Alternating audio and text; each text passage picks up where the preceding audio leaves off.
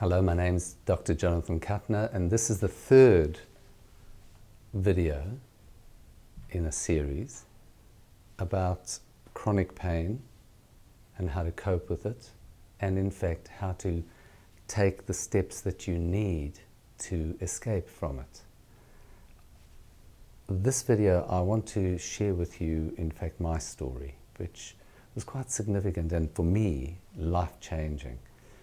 What happened was that one of my passions was hang gliding, and on one really fateful day I made a basic error of judgment, and instead of floating happily round the top of a ridge, I thought I'd take a shortcut across it. And so as I took the shortcut across, my hang glider was struck by downward, what's called a rotor of wind.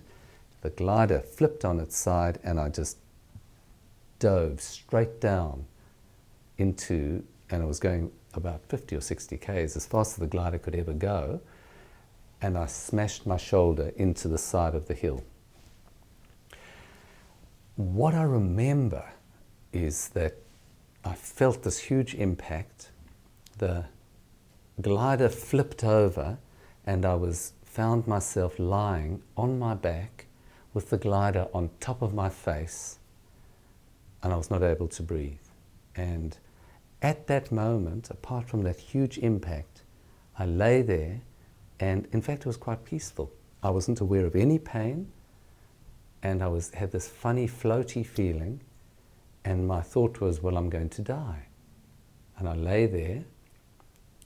I don't know how long, who knows how long it is under those circumstances. I'd imagine just for a number of seconds, and then found, I took a breath, and so what had happened was I was winded, but still I didn't feel any pain. I didn't feel anything. And then I heard this ethereal voice, and the voice said to me, "Excuse me, sir, do you mind if I pull the glider off you?" And I sort of went, blah, blah, muttered something, and this wonderful young man who I've never met again, who had been riding on the top of the hills, trail biking, pulled the glider off me, and then he said, "Do you mind if I roll you into the recovery position?" And I must have muttered, blah, blah, whatever I muttered, and he started to roll me, and as he did, suddenly pain just whooshed in, and my whole being was consumed with pain.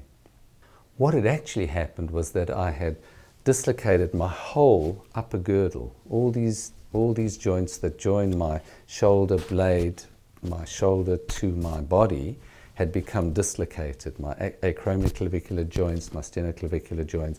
I damaged my shoulder, and this whole upper girdle was just floating, and I'd whiplashed around and injured my back. My shoulders eventually settled, but my back and I damaged the disc, and I set off horrible back pain and sciatica down my leg. But that's what had actually happened. But the fascinating thing is the initial part of that injury highlights again what I've been talking about earlier, is that the ability to feel pain is not fixed. In other words, if you injure yourself really severely, you may feel no pain. If you injure yourself just slightly, you may feel tremendous pain. And that's in the same person. It's not, you'd say, well, this person has a high pain threshold. That's nonsense. It's not true.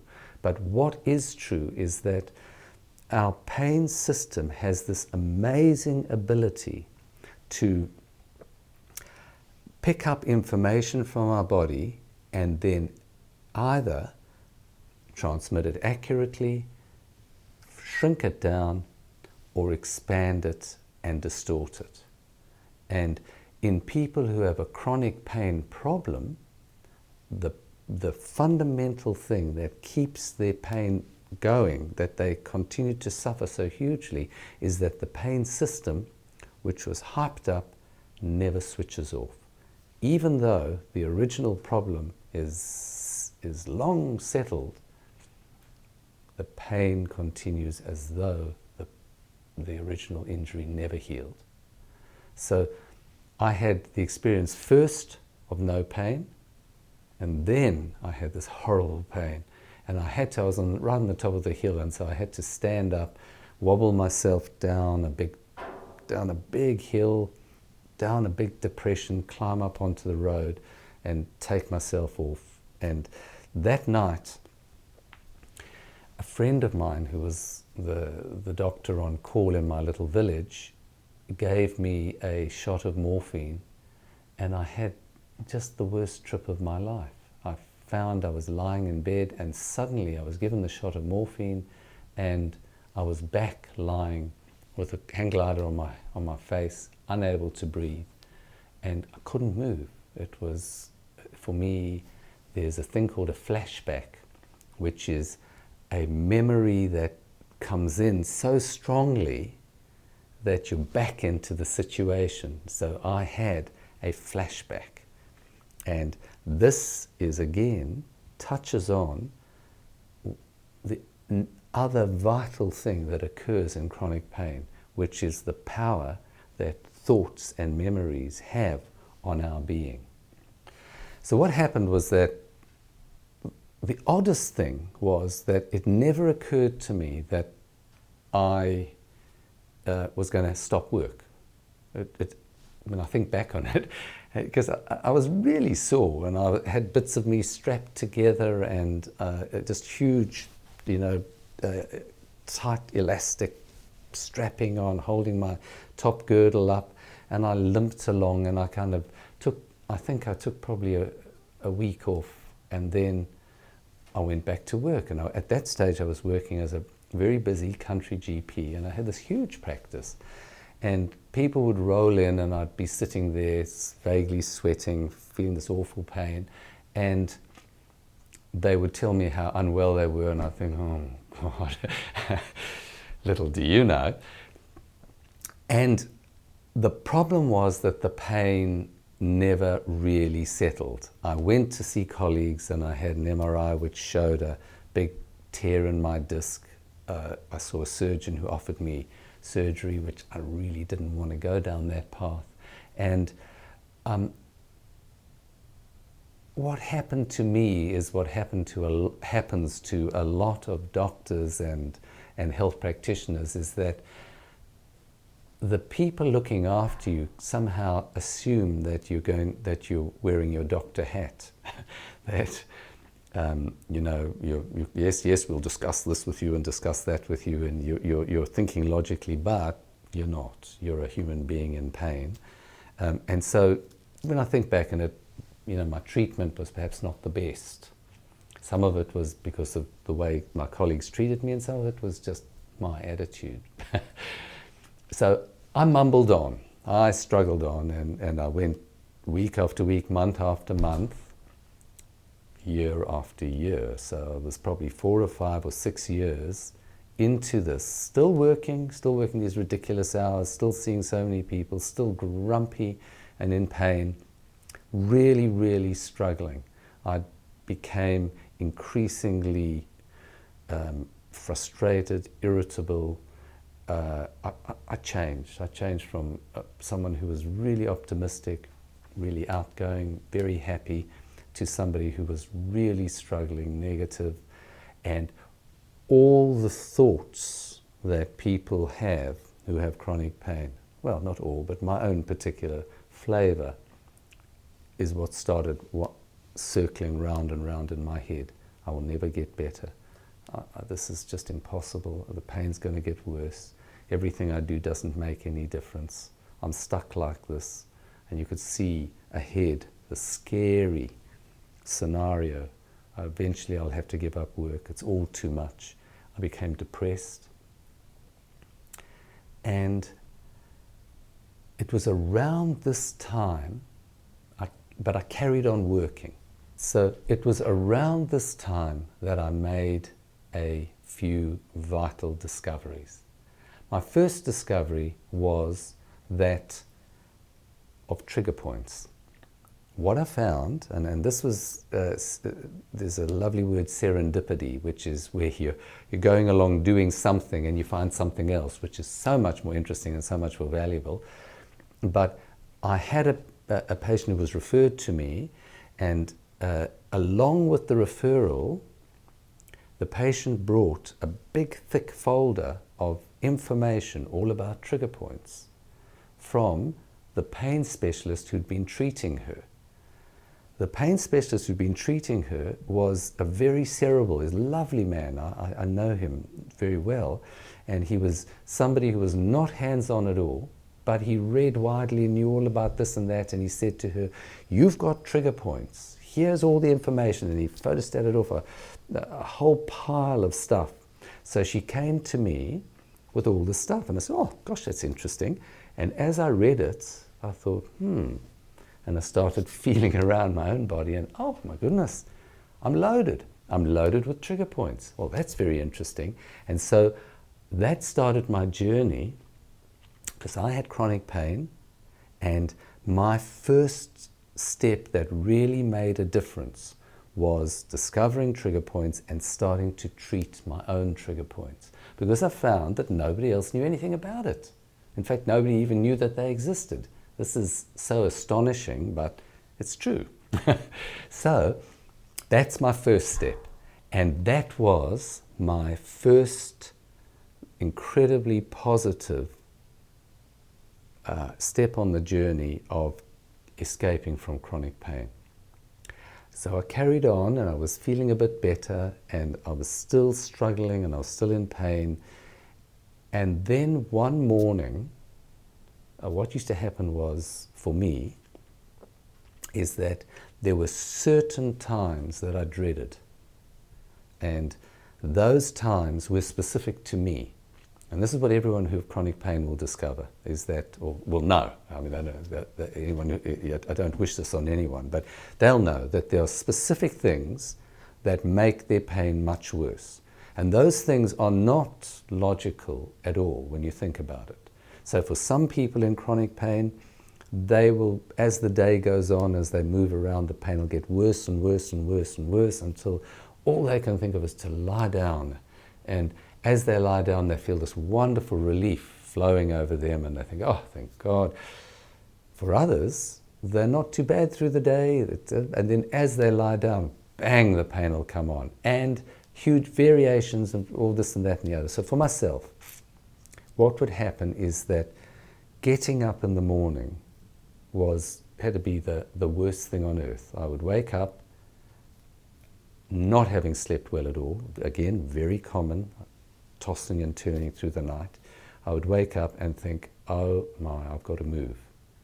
And for me to get out of bed would sometimes take 15 or 20 minutes of the most agonizing for me and painful to watch, I'm sure, for my wife.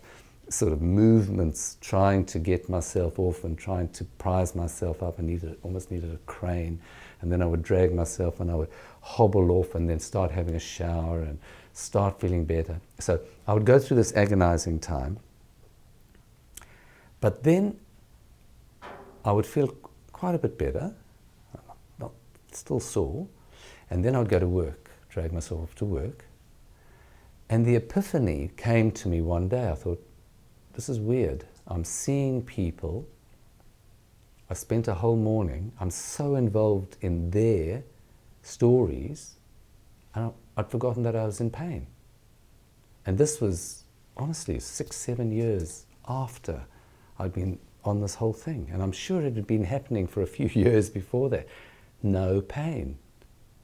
And so I thought, wow, this is weird, because I know I've got a damaged disc.